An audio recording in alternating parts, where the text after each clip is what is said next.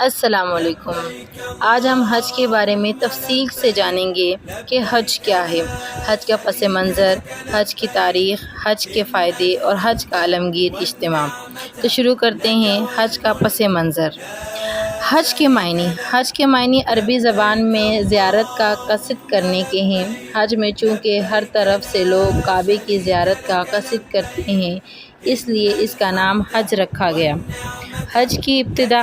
سب سے پہلے اس کی ابتدا جس طرح ہوئی اس کا قصہ بڑا سبق آموز ہے۔ اس قصے کو غور سے سنیں تاکہ حج کی حقیقت اچھی طرح آپ کے ذہن نشین ہو جائے، پھر اس کے فائدوں کو سمجھنا آپ کے لیے آسان ہوگا۔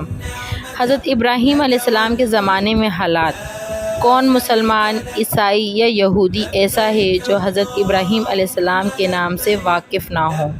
دنیا کی 2/3 سے زیادہ آبادی ان کو پیشوا مانتی ہے۔ حضرت موسیٰ، حضرت عیسیٰ اور حضرت محمد صلی اللہ علیہ وآلہ وسلم تینوں انہی کی اولاد سے ہیں۔ انہی کی روشن کی ہوئی شمع سے دنیا بھر میں ہدایت کا نور پھیلا ہے۔ 4000 برس سے زیادہ مدت گزری جب وہ عراق کی سرزمین میں پیدا ہوئے تھے۔ اس وقت ساری دنیا خدا کو بھولی ہوئی تھی۔ روئے زمین پر کوئی ایسا انسان نہ تھا جو اپنے اصلی مالک کو پہچانتا ہو اور صرف اسی کے آگے اطاعت و بندگی میں سر جھکاتا ہو۔ جس قوم میں انہوں نے آنکھیں کھولی تھی وہ اگرچہ اس زمانے میں دنیا کی سب سے زیادہ ترقی یافتہ قوم تھی، لیکن گمراہی میں بھی وہی سب سے زیادہ آگے تھی۔ علم و فنون اور صنعت و حرفت میں ترقی کرنے کے باوجود ان لوگوں کو اتنی ذرا سی بات نہ سوچتی تھی کہ مخلوق کبھی معبود ہونے کا اہل نہیں ہو سکتا۔ ان کے ہاں ستاروں اور بتوں کی پرستش ہوتی تھی۔ نجوم، فال گیری، غیب گوئی، جادو ٹونے اور تعویذ گنڈے کا خوب چرچا تھا۔ جیسے آج کل ہندوؤں میں پنڈت اور برہمن ہیں، اسی طرح اس زمانے میں بھی پجاریوں کا ایک طبقہ تھا جو مندروں کی محافظت بھی کرتا، لوگوں کو پوجا بھی کراتا، شادی اور غمی وغیرہ کی رسمیں بھی ادا کرتا اور غیب کی خبریں بھی لوگوں کو بتانے کا ڈھونگ رچاتا تھا۔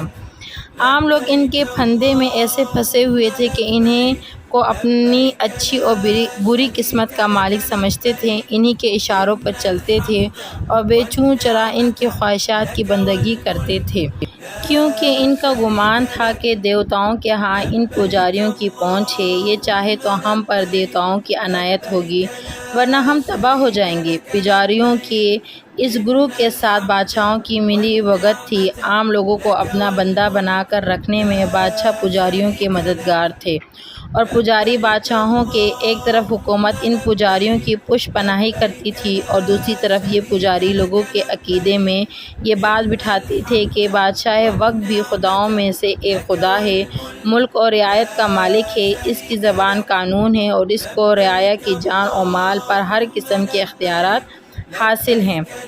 اتنا ہی نہیں بلکہ بادشاہوں کے آگے پورے بندگی کے مراسم بجا لائے جاتے تھے تاکہ رعایا کے دل و دماغ پر ان کی خدائی کا خیال مسلط ہو جائے۔